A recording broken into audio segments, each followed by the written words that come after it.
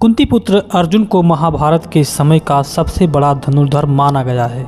ऐसा भी माना जाता है कि अर्जुन के पास अगर धनुष चलाने का कौशल नहीं होता तो पांडव शायद महाभारत को जीत ही नहीं पाते। साथ ही अधिकतर लोग यही जानते हैं कि अर्जुन की मृत्यु पांडवों के सशरीर स्वर्ग यात्रा के दौरान हुई थी, लेकिन दर्शकों, महाभारत में एक ऐसा भी कथा पढ़ने को मिलता है जिसमें बताया गया है कि अर्जुन की इससे पहले भी एक बार मृत्यु हो चुकी है और देवी गंगा अर्जुन की मृत्यु पर मुस्कुराने लगी थी। तो श्रोताओं, आइए जानते हैं कि आखिर अर्जुन की मृत्यु पर देवी गंगा क्यों मुस्कुराने लगी थी। नमस्कार दोस्तों, मैं हूं धर्मेंद्र कुमार तिवारी और आप देख रहे हैं अध्यात्म गुरु चैनल। मित्रों, इस कथा को आगे बढ़ाने से पहले आपसे निवेदन करता हूं कि कृपया अगर इस चैनल को पहली बार देख रहे हैं तो चैनल को सब्सक्राइब करके घंटी के निशान पर दबाकर ऑल पर क्लिक कर दें ताकि ऐसे ही नए कथाओं का अपडेट आपको सबसे पहले मिलता रहे। चलिए आपका समय न लेते हुए इस कथा को प्रारंभ करते हैं। कथा के अनुसार महाभारत युद्ध में विजयी होने के बाद ज्येष्ठ पांडव युधिष्ठिर हस्तिनापुर के राजा बने। कुछ दिन पश्चात श्री कृष्ण के कहने पर युधिष्ठिर ने अश्वमेध यज्ञ आरंभ कर दिया और नियमानुसार यज्ञ के अश्व को अर्जुन के नेतृत्व में छोड़ दिया। अश्व जहाँ जहाँ जाता अर्जुन अपनी सेना के साथ उसके पीछे पीछे जाते। इस दौरान यज्ञ का अश्व कई राज्यों से गुजरा, जिसमें से कई राजाओं ने तो अर्जुन से युद्ध किए बिना ही हस्तिनापुर की अधीनता स्वीकार कर ली और जिसने ऐसा नहीं किया उसे अर्जुन ने युद्ध में परास्त कर अपने अधीन कर लिया। इसी क्रम में अश्वमेध यज्ञ का अश्व एक दिन मणिपुर पहुंचा। उस समय मणिपुर का राजा अर्जुन और चित्रांगदा का पुत्र बभ्रुवाहन था।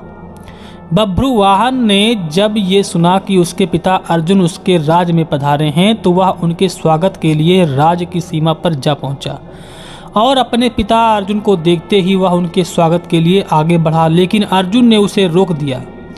अर्जुन बभ्रुवाहन से कहा कि इस समय तुम्हारा पिता नहीं हूँ मैं, बल्कि हस्तिनापुर नरेश का प्रतिनिधि हूँ, इसलिए क्षत्रिय नियमानुसार तुम्हें इस समय मुझसे युद्ध करना चाहिए। उसी समय अर्जुन की दूसरी पत्नी उलूपी वहां आ गई और बभ्रुवाहन से बोली, हे पुत्र, तुम्हें अपने पिता के साथ युद्ध करना चाहिए। अगर तुम युद्ध नहीं करोगे तो ये तुम्हारे पिता का अपमान होगा। माता की आज्ञा पाते ही बभ्रुवाहन युद्ध के लिए तैयार हो गए।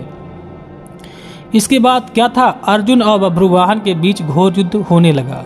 श्रोतागण, काफी समय तक युद्ध चलने के बाद जब कोई परिणाम नहीं निकला तो बभ्रुवाहन ने कामाख्या देवी से प्राप्त किए दिव्य बाण से अर्जुन पर प्रहार कर दिया, जिससे अर्जुन का सर धड़ से कटकर अलग हो गया।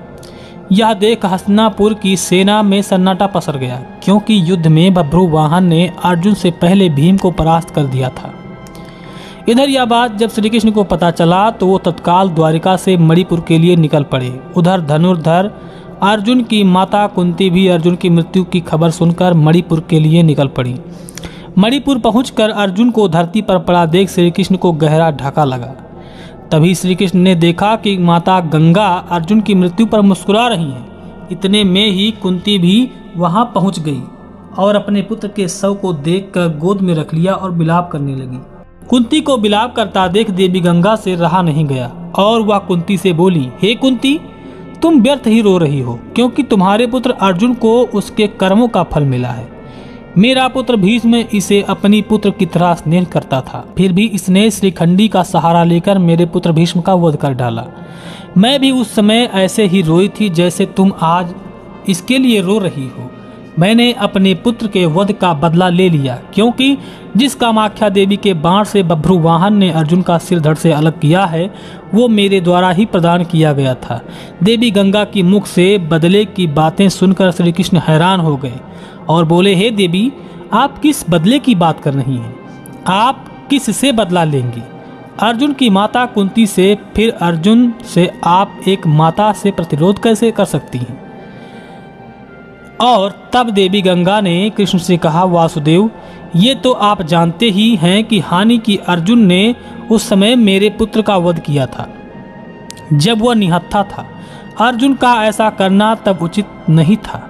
अर्जुन का वध उसके पुत्र के द्वारा कराकर मैंने भी उसका गलत नहीं किया है।